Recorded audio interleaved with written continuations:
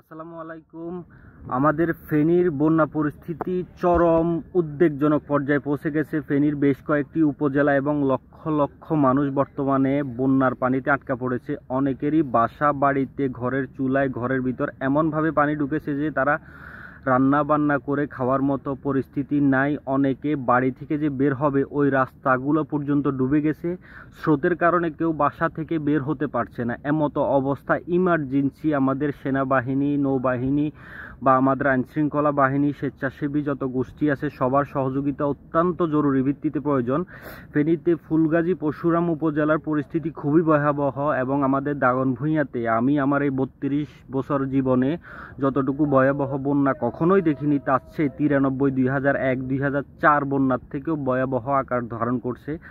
আমরা বর্তমানে যে বাড়িতে আছি বলা যায় আমাদের গ্রামের ভিতরে সবচাইতে উঁচু পর্যায়ে আমাদের বাসা। তো আমাদের বাসার ভিতরে এখনো পানি ঢুকে নাই, কিন্তু আমাদের বাড়ির ভিতরে যে গেটের ওয়াল এবং মেইন যে রাস্তা আছে পাকা রোড, ওখানে পর্যন্ত প্রায় হাঁটু পানি হয়ে গেছে। এবং এলাকার যেসব বাসা বাড়ি যেগুলো একটু নিচুতে অবস্থান করছে সেগুলোর বেশিরভাগ ঘরে পানি ঢুকে গেছে। কেউ রান্না বান্না খাবার বা ইত্যাদি মানে বিশুদ্ধ পানির চরম আকার ধারণ করেছে। সেই সাথে স্যালাইন, ঔষধ, শুকনো খাবারের চরম ভোগান্তির সৃষ্টি হয়েছে। অনেকেই পর্যাপ্ত পরিমাণ আশ্রয়কেন্দ্র না থাকার কারণে কেউ নিরাপদ স্থানে পর্যন্ত যেতে পারছে না। যেহেতু আমাদের এলাকায় অত বেশি বন্যা হওয়ার রেকর্ড নাই, সাডেনলি এই বন্যাটা হয়েছে, সেক্ষেত্রে অনেকেরই বন্যা সম্পর্কে কোনো প্রকার প্রস্তুতি ছিল না। বেশিরভাগ মানুষ যেহেতু লার্কি চুলায় রান্না করে, তারা রান্না করার পরিস্থিতিতে নাই। এমতো অবস্থায় দেশের আমাদের এলাকার যারা বিত্তবান আছেন, যারা প্রবাসী আছেন, সবাইকে বলবো আপনারা যদি টাকা পয়সা দিয়ে সাহায্য করলে এখন লাভ হবে না। শুকনো খাবার, ওষুধ এবং আমাদের বিশুদ্ধ পানির খুবই বেশি প্রয়োজন।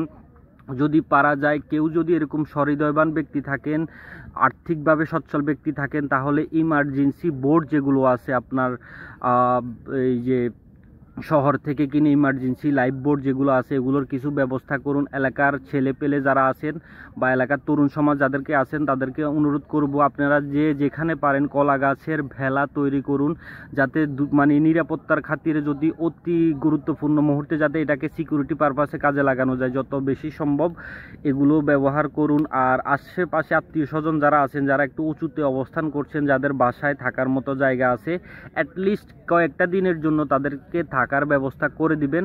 এবং প্রশাসনের কাছে বিনীত অনুরোধ, জিনিসটাকে হাই অ্যালার্ট, হাই রিস্ক ঘোষণা করে আপনারা দ্রুত কোনো ব্যবস্থা নেওয়ার চিন্তাভাবনা করুন, চেষ্টা করুন। অনেকেই মাইকিং করতেছে, অনেকেই কাজ করতেছে অলরেডি মাঠ পর্যায়ে, আমি খবর পাচ্ছি।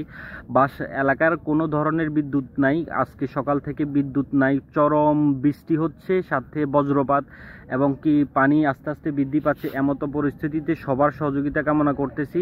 আমরা যারা আছি, আমরা প্রবাসীরা মিলে প্রয়োজনে একটা প্রবাসী সেল গঠন করে কিছু করা যায় কিনা সে ব্যাপারে সিদ্ধান্ত নেব।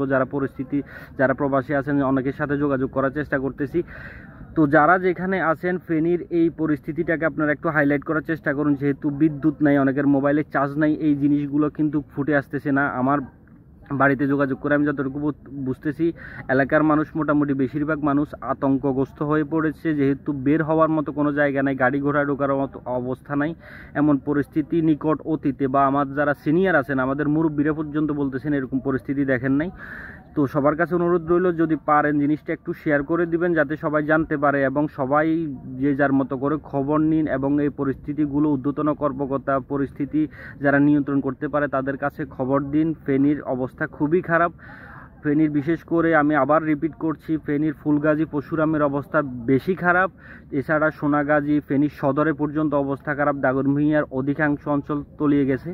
এমতো পরিস্থিতিতে পানির সাথে পানির স্রোত একটা বড় সমস্যার সৃষ্টি করতেছে, যেখানে মানুষ অনেকেই শুনতে পাচ্ছি যে অনেকে গর্ভবতী মহিলা বাচ্চা হওয়ার সময় মারা পর্যন্ত গেছে নিরাপদ স্থানে নেওয়ার অভাবের কারণে।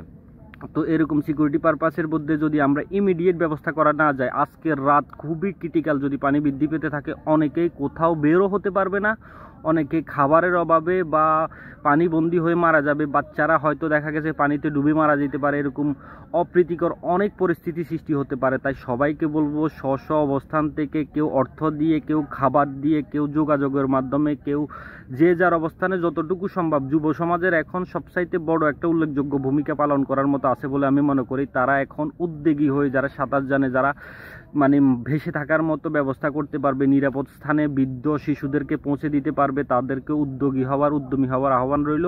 সবাই প্লিজ যদি পারেন এটা শেয়ার করে দেবেন। আমরা বিভিন্ন এলাকার ফটো ভিডিও কালেকশন করার চেষ্টা করতেছি, যদি সম্ভব হয় আমরা সবার কাছে এগুলো দেব ইনশাল্লাহ। তো সবাই স্ব স্ব জায়গা থেকে মানে তাদের দায়িত্ব পালন করার জন্য বিশেষভাবে অনুরোধ করছি।